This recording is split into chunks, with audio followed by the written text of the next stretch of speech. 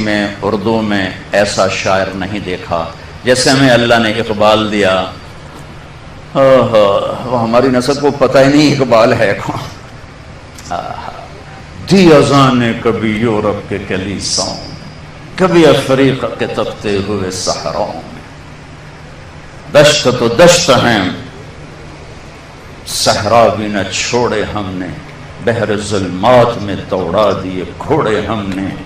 دی اذانیں کبھی یورپ کے کلیساؤں میں، کبھی افریقہ کے تپتے ہوئے صحراؤں میں، شان آنکھوں میں نہ جچتی تھی جہاں تاروں کی، کلمہ پڑھتے تھے ہم چھاؤں میں تلواروں کی، تجھ سے سرکش ہوا کوئی تو بگڑ جاتے تھے، تیغ کیا چیز ہے ہم توپ سے لڑ جاتے تھے، نقش توحید کا ہر دل پہ بٹھایا ہم نے، زیر خنجر بھی یہ پیغام سنایا۔ پوری تاریخ بتا دی 4-5 اشعار میں۔ اس امت نے اس پیغام کو سینے سے لگا، اور میرے رب کی قسم یہ ملک فتح کرنے نہیں نکلے تھے، یہ اپنے نبی کا پیغام سنانے نکلے تھے۔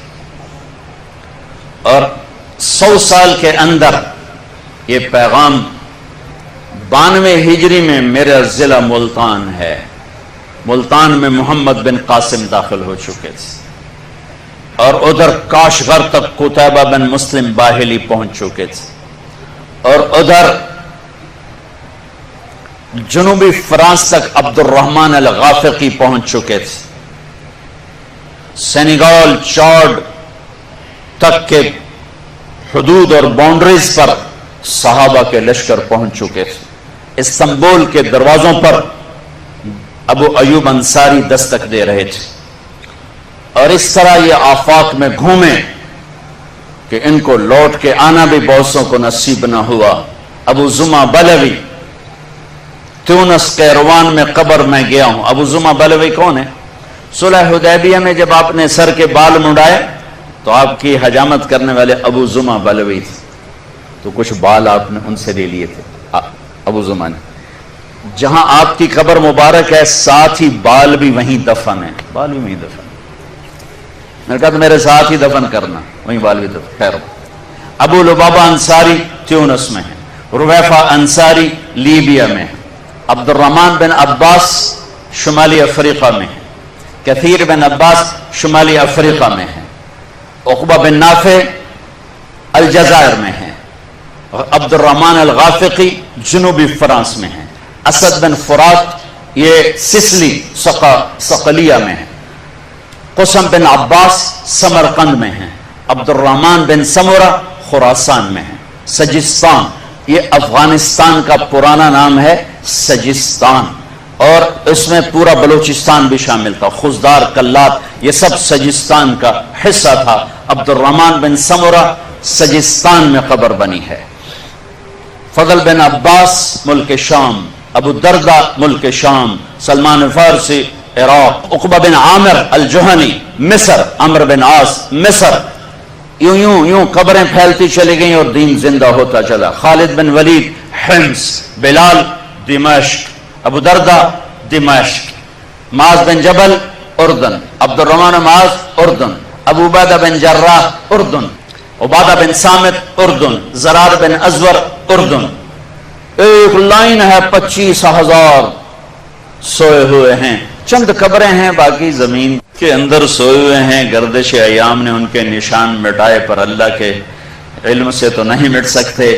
یوں گھروں سے نکلے، جو میں شعر پڑھا کرتا ہوں ان پہ فٹ آیا، میں تو ایسے ہی پڑھتا ہوں، اصل تو ان پہ فٹ آتا تھا، کبھی عرش پر کبھی فرش پر، کبھی ان کے در کبھی در بدر، ہمیں عاشقی تیرا شکریہ، میں کہاں سے گزر گیا۔ 92 ہجری سے پہلے ہمارے ملک میں اسلام داخل ہو چکا تھا۔ جنوبی ہند جتنا ساحلی بیلٹ ہے، گجرات کا علاقہ، سری لنکا کا علاقہ، مالدیپ کا علاقہ، یہ کاٹھیا واڑ کا علاقہ، یہاں یمن کے تاجروں نے اسلام پھیلایا۔ ہمارا تاجر جھوٹ کے سوا کچھ نہیں جانتا، الا کچھ سچے بھی ہیں، سود کے سوا کچھ نہیں جانتا، کچھ اس سے بچے ہوئے بھی ہیں۔ ہیرا پھیری کو تجارت کہتا ہے، دھوکے کو تجارت کہتا ہے، ملاوٹ کو تجارت کہتا ہے، ہڑپ کر جانے کو کاروبار کہتا ہے، لیکن پہلی صدی کا تاجر اس نے مال بھی بیچا اور کلمہ بھی پھیلا دیا۔ انڈونیشیا سورا تاجروں سے فتح ہوا، تاجروں کے ذریعے سے اسلام پھیلا۔ 92 ہجری میں یہاں اسلام آیا، میرا ضلع ملتان تھا، اور کئی صدیاں سانگڑ کے پاس ایک شہر تھا منصورہ جو اب مٹ چکا ہے، ٹھیکریاں پڑی ہیں اور ایک مسجد کا کھنڈر ہے، باقی وہ ختم ہو چکا ہے۔ کبھی دریائے سندھ کی ایک شاخ ڈیلٹا بناتی ہوئی یہاں سے گزرتی تھی اور پوری دنیا سے بحری قافلے یہاں آ کر رکا کرتے تھے۔ بہت بڑا اسلامی مرکز رہا منصورہ، سندھ میں اسلام پہلے آیا۔ محمود غزنوی رحمت اللہ علیہ انٹر ہوئے اور انہوں نے یہاں فتوحات کی، سلطنت قائم نے کی۔ شہاب الدین غوری رحمت اللہ علیہ نے یہاں سلطنت قائم کی، اور قطب الدین ایبک یہیں ہمارے لاہور میں، جب میں لاہور پڑھتا تھا انارکلی بازار ہوتا تھا، وہیں گھومنے پھرنے جاتے تھے، تو وہاں میں دیکھتا تھا، چونکہ میں تاریخ کا طالب علم بہت بچپن سے ہوں، تو مجھے بہت دکھ ہوتا تھا کہ قطب الدین ایبک کی قبر کوڑے کا ڈھیر پڑا ہوتا تھا۔ ضیاء الحق نے وہاں اس کا مقبرہ بنایا، اس کے شایان شان۔ اس کے نرینہ اولاد نہیں تھی، اس کے 2 داماد تھے، ایک التمش دہلی میں اور ناصر الدین قباچہ ملتان میں۔ تو اس نے ایک بیٹی التمش کو دی اور ایک بیٹی ناصر الدین قباچہ کو دی۔ ناصر الدین قباچہ کو اتنا سمجھدار نہ نکلا، وہ اچھا حکمران نہیں تھے، لیکن التمش ایسا حکمران نکلا۔ قطب الدین ایبک یہاں پہلا حکمران بنا۔ التمش ایسا حکمران تھا کہ جب خواجہ بختیار کاکی رحمت اللہ علیہ کا انتقال ہوا اور ان کے جنازے کو رکھا گیا، تو ان کے خدام نے اعلان کیا کہ حضرت شیخ کا فرمان تھا، یہ التمش ان کا مرید بھی تھا، کہ میرا جنازہ وہ پڑھائے جس کی کبھی تہجد قضا نہ ہوئی ہو، جس کی تکبیر اولیٰ قضا نہ ہوئی ہو، اور جس کی عصر کی سنتیں قضا نہ ہوئی ہوں۔ عصر کی سنتیں تو غیر موقع ہیں، کون پڑھتا ہے؟ کبھی کبھی ہم پڑھ لیتے ہیں۔ سورے مجمع پہ سناٹا چھا گیا، بڑے بڑے اولیاء، اقطاب، علماء، صوفیاء سب کھڑے ہوئے۔ جب کافی دیر گزر گئی تو ایک شخص یوں نقاب اوڑے ہوئے، منہ چھپائے ہوئے، روتا ہوا باہر آ رہا ہے، اور جب وہ مصلی پر آ کر کھڑا ہوا تو دلی کا سلطان التمش تھا، اور کہنے لگا، ارے میرے شیخ، تو نے میرا راز ہی فاش کر دیا، کہ اللہ کا شکر ہے میری کبھی تہجد قضا نہیں ہوئی، تکبیر اولیٰ قضا نہیں ہوئی، عصر کی سنتیں کبھی میں نے نہیں چھوڑی۔ انہوں نے جنازہ پڑھایا۔ پھر اللہ نے اس خطے کو قبول کیا، اور یہاں مسلمانوں کا اقتدار کوئی 700 سال تک ان کا سورج چمکتا رہا۔ خاندان غلامہ کے بعد مغلیہ سلطنت آئے، مغل حکمران جیسے کیسے بھی تھے، لیکن مجموعی طور پر بہت اچھے حکمران تھے۔ خاندان غلامہ کے حکمران چند ایک کو چھوڑ کر بہت اچھے حکمران تھے، اللہ سے ڈرنے والے تھے اور اللہ کے بندوں کا استقبال کرنے والے۔ میرا ہوم ٹاؤن ہے تلمبا، بہت پرانا ٹاؤن ہے، یہاں سکندر ذوالقرنین آ کے ٹھہرا ہے، ملتان پہ حملہ کرنے سے پہلے ٹھہرا ہے۔ یہاں محمود غزنوی آ کے ٹھہرا ہے، ملتان پر حملہ کرنے سے پہلے ٹھہرا ہے۔ اور یہاں تیمور آ کے ٹھہرا ہے، دلی کو لوٹنے کے لیے آیا تھا کم بخت، تو اس نے میرے تلمبے کو بھی لوٹا اور کھوپڑیوں کے مینار بنائے۔ باقی دو نے کچھ نہیں کہا، چھوٹا جا شہر آئی، لیکن اس کو خون بہا کے مزہ آتا تھا۔ تیمور کہتا تھا، جب خون نکلتا دیکھتا ہوں تو مجھے ایک سرور آتا ہے، میرے اوپر ایک کیفیت طاری ہو جاتی جب میں لوگوں کا خون ابلتے دیکھتا ہوں، اور بچوں کی چیخ و پکار اور عورتوں کی آہ و فغاں جب وہ کہتا میں سنتا ہوں تو مجھے ایک نشہ آتا ہے۔ وہ اس قسم کا بھیڑیا نما انسان تھا۔ تو 700 برس کی تاریخ ہے، حکمران اللہ تعالیٰ نے بڑے عالی شان دیے، برے بھی ہیں لیکن برے کم تھے، اچھے زیادہ، لیکن اللہ تعالیٰ کا نظام ہے کہ ہر عروج کے بعد سوال ہوتا ہے۔ جب آپ ماؤنٹ ایورسٹ سے چڑھ جاتے ہیں تو پھر اس کے بعد کیا ہوتا ہے؟ اترنا ہوتا ہے نا، اترنا ہی ہوتا ہے۔ وہ اتنا چاندتے تو نہیں چڑھنا ہی نہیں، ہٹا ہی لانا ہے نا۔ ایسے جب قومیں ماؤنٹ ایورسٹ پر جاتی ہیں تو اترنا ایک لازمی پروسیس ہے۔ یہ ایک آیت وَتِلْكَ الْأَيَّامُ نُدَاوِلُهَا بَيْنَ النَّاسِ، ہم یہ دن ایسے ہی پھیرتے رہیں گے، کبھی ایک آگے کبھی دوسرا، کبھی یہ کبھی وہ، کبھی یہ کبھی وہ۔ یہ اللہ کا نظام ہے، نہ اہلوں کو زیادہ دیر حکومت نہیں دیتا ہے، کسی اور قوم، ان تتولوا یستبدل قوما غیرکم، اگر تم گڑبڑ کرو گے ہم تمہیں ہٹا کر کسی اور کو لائیں گے۔ تو رفتہ رفتہ رفتہ رفتہ رفتہ جب اسلامی سلطنت، مسلمان سلطنت کے قابل ہی نہ رہے، جو آج میرے دیش کا حال ہے کہ کسی طبقے میں کوئی صلاحیت نہیں رہی اپنے نظام کو لے کر چلنے کی۔ اس لیے میں حکمرانوں کو برا اس لیے نہیں کہتا ہوں کہ میرا تو ریڑھی والا بھی ریڑھی پہ بیٹھ کے جھوٹ بول رہا ہے، تو بادشاہ سے کیسے توقع کروں کہ وہ سچ بولے گا، وہ 22ویں گریڈ والے سے کیسے کہوں کہ وہ بددیانتی نہیں کرے گا۔ لیکن شکر ہے کچھ شمع ابھی بھی فروزہ ہیں، سارا ایسا زوال نہیں، کچھ لوگ ہیں جن کی برکت سے میرا دیش قائم ہے، میری دھرتی قائم ہے، جن کے نام سے یہ نظام چل رہا ہے، اور ان کی دیانت، سچائی وہ سورج کی طرح روشن ہے۔ زوال کیسے آتا ہے؟ جب صلاحیتیں ختم ہو جاتی ہیں، جب استعدادیں ختم ہو جاتی ہیں۔ جیسے جوانی پہ بڑھاپا آتا ہے تو وہ کام نہیں کر سکتا، قوموں پہ جب بڑھاپا آتا ہے تو وہ کوئی کام نہیں کر سکتے۔ اللہ نے کائنات کو چلانا ہے، اللہ اوروں کو لے کر آتا ہے۔ مغلیہ سلطنت 350 سال پورے کر کے اس زوال کا شکار ہوئی کہ قابل ہی نہ رہے۔ علماء اس زوال کا شکار ہوئے جو آج ہو رہا ہے، یہ اس وقت شروع ہو گیا۔ کفر کے فتوے، میں دھماکوں سے اتنا پریشان نہیں کہ جو مر رہے ہیں شہید ہو رہے ہیں، اور جو ظالم ہیں اگر یہاں نہ پکڑ گئے تو ایک دن اللہ نے رکھا ہے انہیں پکڑ کے دکھائے گا، پکڑ کے دکھائے۔ اس سے میرا ملک تباہ نہیں ہوگا، اس سے میرے ملک میں طاقت آئے گی، چونکہ قربانی سے چیز بڑھتی ہے۔ قربانی، حسین نے قربانی دی، آل رسول پوری دنیا میں پھیل گئے۔ ابن زیاد، شمر، یزید ظالم تھے، نام و نشان مٹ گئے، نام و نشان مٹ گئے۔ بکریاں روزانہ ذبح ہوتی ہیں، ریوڑ کے ریوڑ نظر آتے کہ نہیں آتے؟ کبھی کم نظر آتے۔ کتے نہیں ذبح ہوتے، کبھی کتوں کا ریوڑ نظر آئے گیا 200 کتے جان دیتے ہیں۔ قربانی سے نہیں گھبرانا چاہیے، قربانی آگے بڑھنے کا ذریعہ ہے۔ اللہ اللہ اللہ اللہ اللہ اللہ۔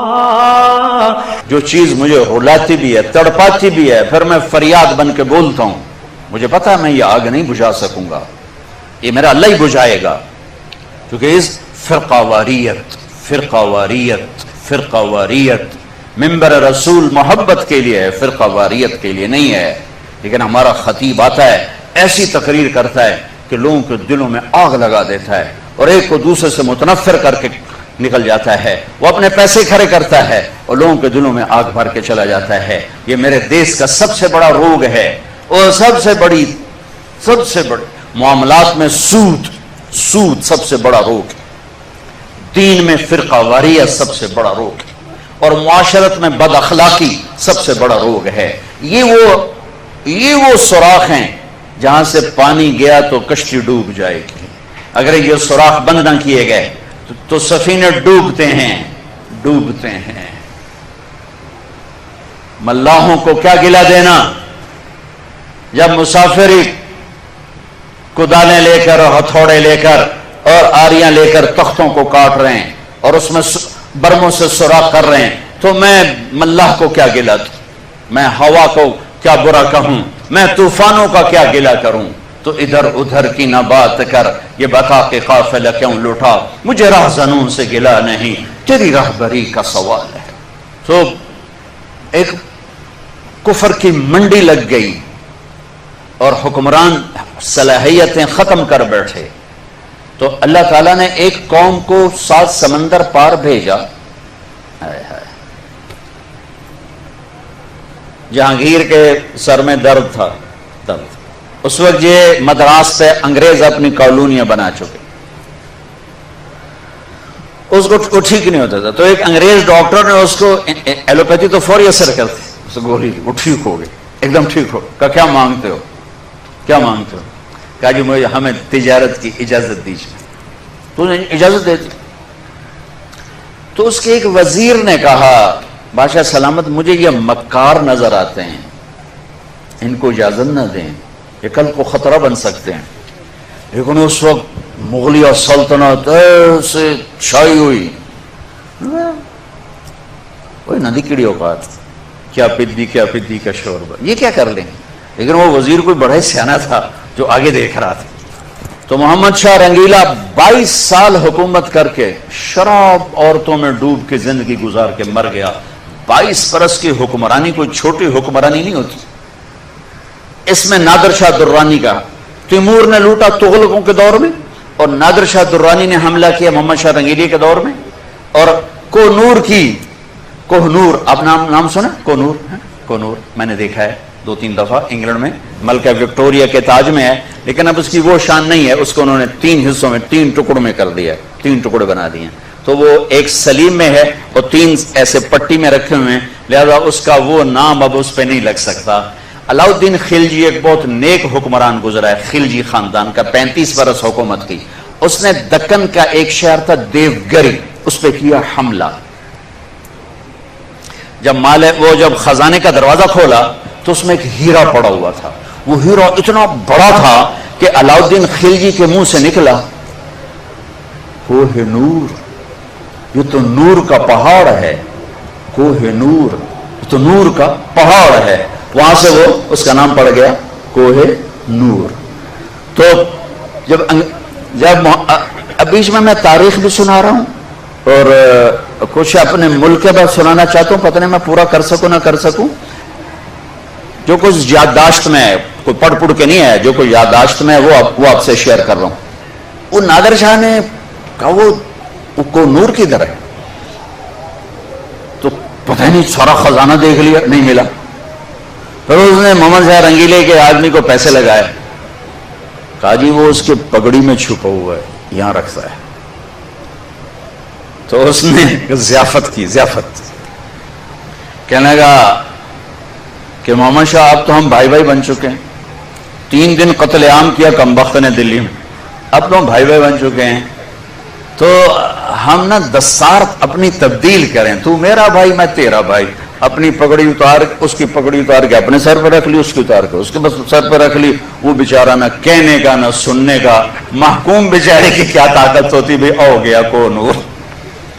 وہاں سے آیا احمد شاہ ابدالی کے پاس، افغانستان سے پھر انگریزوں نے قابو میں کیا، پھر اسے ملکہ وکٹوریا تک پہنچایا گیا. تو انگریز یہاں انٹر ہوا.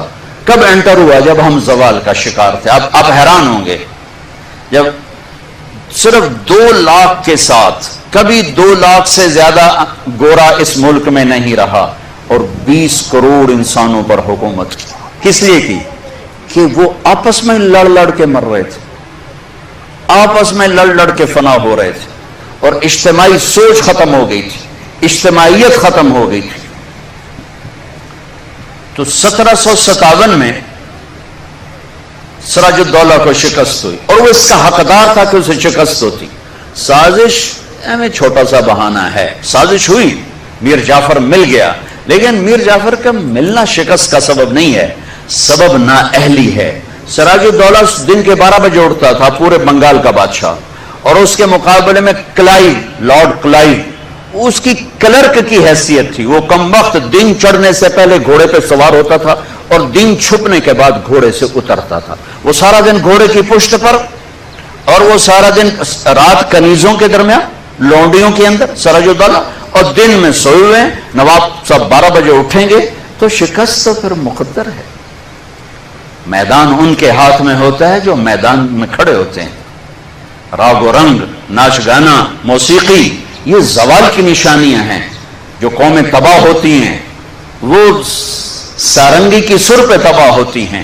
جو قومیں سر اٹھاتی ہیں وہ تلوار کی جھنکار پہ سر اٹھاتی ہیں، تیر کی سنسناہٹ پہ سر اٹھاتی ہیں. میری ساری نسل گانے بجانے میں ڈوب چکی ہے، اور میرے دانشور اس کو تہذیب اور ثقافت کا نام دینے کے لیے سارے زور لگا رہے ہیں. ارے مجھے چھوڑ دو، میری بات دیوار پہ مار دو. پاگلو، اپنے شاعر کو پڑھ لو جس کو تم سارے مانتے ہو.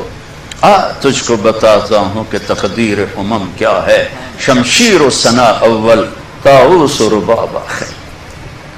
جب قومیں اٹھتی ہیں تو ان کے نغمے تلوار کی جھنکار ہوتی، گھوڑوں کی ہنہناہٹ ہوتی ہے. ولادیات ضبحان، قربان جو میرا قرآن، میرا اللہ گھوڑوں کے ہن ہنانے کی قسم اٹھا رہا، ہائے ہائے ہائے ہائے، والعادیات ضبحا فالموریات قدحا فالمغیرات صبحا فاثرن به نقعا ووسطن به جمعا۔ تیمور نے دنیا فتح کی، کبھی محل میں زندگی نہیں گزاری، خیموں میں کم وقت سوتا رہا، ساری زندگی خیموں میں سویا۔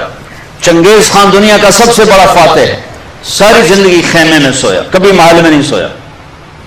اس کی اولادوں نے سونے چاندی کے گھر کھڑے کر دیے، وہ موت تک خیمے میں سویا۔ کہ آؤ میں تمہیں بتاؤں، آؤ میں تمہیں بتاؤں کہ قوموں کی تقدیر کیا ہے، بلندی کب آتی ہے، زوال کب آتا ہے۔ جب شمشیر ہوتی ہے، تیر و تلوار کے نغمے ہوتے ہیں تو یہ اوپر اٹھتے ہیں، اور جب طبلے کی تھاپ ہوتی ہے اور سارنگی کی سر ہوتی ہے اور گانے والی کیا آواز ہوتی ہے، تو پھر وہ قومیں سو جاتی ہیں، ڈوب جاتی ہیں، ہلاک ہو جاتی ہیں، تباہ ہو جاتی ہیں۔